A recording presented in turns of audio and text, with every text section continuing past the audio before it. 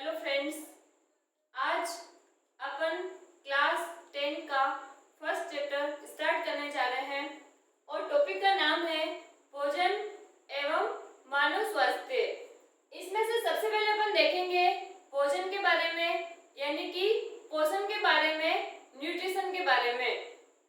तो दोस्तों, प्रत्येक जीव जो होता है उसको जीवित रहने के लिए, उसकी वृद्धि के लिए उसको किसकी जरूरत पड़ती है? भोजन की जरूरत पड़ती है, पोषण की जरूरत पड़ती है। अब दोस्तों बात आती है कि किसी भी मनुष्य को उचित मात्रा में कौन कौन से भोजन के तत्वों की आवश्यकता पड़ती है, जिससे कि वो क्या रह सके, स्वस्थ रह सके, उसको कोई रोग नहीं हो। तो ऐसे भोजन को बोला जाता है संतुलित भोजन, बैलेंस फूड। जैसा कि मैंने यहाँ पर परिभाषा लिख रखी है कि ऐसा भोजन जिसमें आवश्यक सभी पोषक पदार्थ उचित मात्रा में हो, तो ऐसे भोजन को क्या बोला जाता है? संतुलित भोजन बोला जाता है। अब ये बात आती है कि संतुलित भोजन में कौन कौन से घटक होने चाहिए। तो संतुलित भोजन में टोटल 6 घटक होते हैं। तो अपन इनकी बात करेंगे। इसमें पहला होता है कार्बोहाइड्रेट।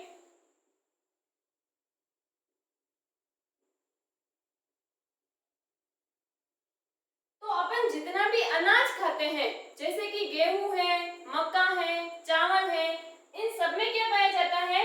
कार्बोहाइड्रेट पाया जाता है। दूसरे घटक की बात करते हैं तो दूसरा होता है प्रोटीन।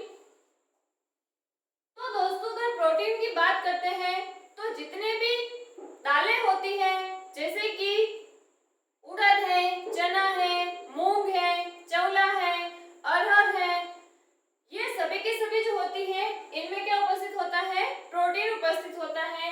फिर तीसरे घटक की बात करते हैं तो तीसरा घटक होता है वसा, या अपन उसको बोलते हैं लिपिड। तो अपन भोजन में जो तेल और घी का यूज करते हैं, उनमें क्या उपस्थित होता है? वसा एवं लिपिड उपस्थित होती है। फिर बात करते हैं विटामिन्स।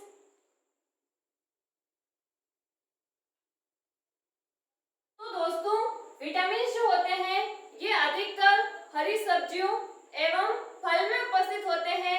इनसे अपने को किसी भी प्रकार की ऊर्जा प्राप्त नहीं होती है। ये शरीर में विभिन्न प्रकार की उपापचय अभिक्रियाओं को नियंत्रित रखने का कार्य करते हैं। फिर पांचवें घटक की बात करें तो पांचवा घटक होता है खनिज लवण। और ये खनिज लवण जो होते हैं, इनसे भी अपने को किसी प्रकार की ऊर्जा नहीं मिलती है। ये भी क्या करते हैं? शरीर में विभिन्न क्रियाएं हैं, जैसे कि ब्लड प्रेशर है, इसी प्रकार से विभिन्न क्रियाओं को नियंत्रित करते हैं। और अगर अपन लास्ट घटक की बात करते हैं तो सबसे मोस्ट इम्पोर्टेंट होता है जल, जो कि सभी अभिक्रियाओं के लिए क्या करता है? माध्यम का कार्य करता है। तो ये टोटल जो 6 घटक हैं, ये सारे के सारे क्या है? संतुलित भोजन के अवयव है। ऊपर के जो तीनों अपन ने नाम लिखे हैं, कार्बोहाइड्रेट, प्रोटीन एवं लिपिड, इनसे क्या होता है? ऊर्जा की प्राप्ति होती है। और ये जो तीनों घटक हैं, इनसे ऊर्जा की प्राप्ति नहीं होती है। ये क्या करते हैं? शरीर में विभिन्न क्रियाओं को नियंत्रित रखने का कार्य करते हैं। फिर नेक्स्ट बात करते हैं कि ये संतुलित भोजन लेने से अपने को क्या फायदा होता है, या फिर इनका शरीर में क्या काम होता है। तो इनके टोटल 2-3 कार्य होते हैं। पहला तो क्या करता है? ये शरीर को मजबूत बनाए रखता है।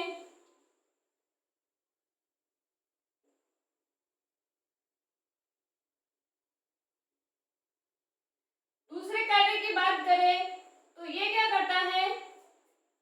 शरीर को रोगों से लड़ने के लिए रोग प्रतिरोधक क्षमता प्रदान करता है। तो रोगों से लड़ने के लिए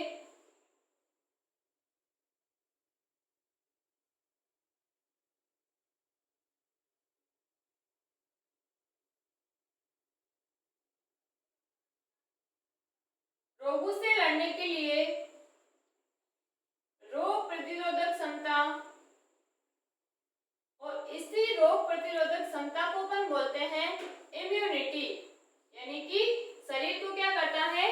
प्रतिरक्षा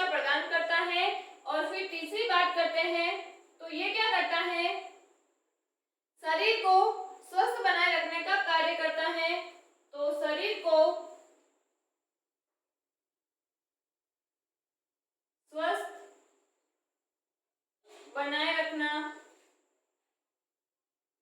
तो ये सारे के सारे क्या होते हैं, संतुलित भोजन के कार्य होते हैं।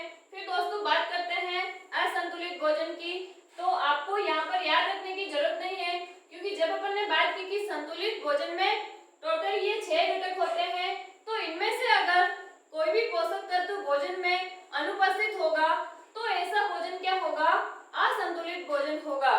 तो यहाँ पर अपन लिख सकते हैं किसी भी पोषक तत्व की कमी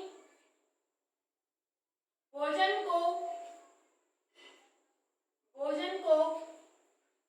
असंतुलित बना देती है।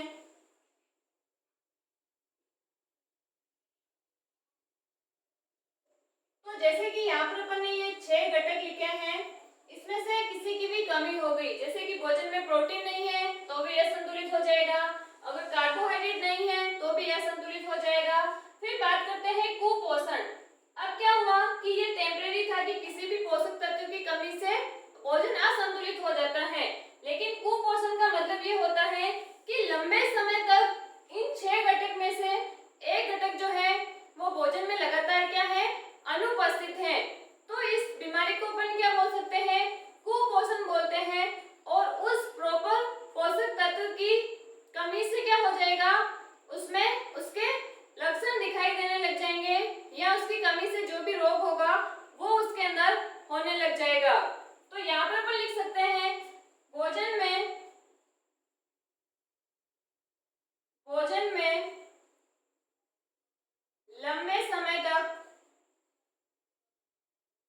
लंबे समय तक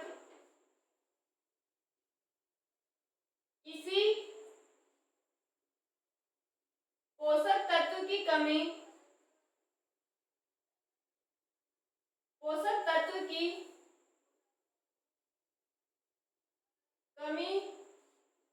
से कुपोषण हो जाता है। कुपोषण हो जाता है और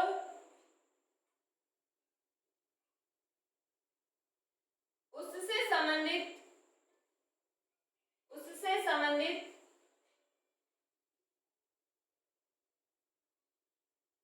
रोग के लक्षण दिखाई देते हैं।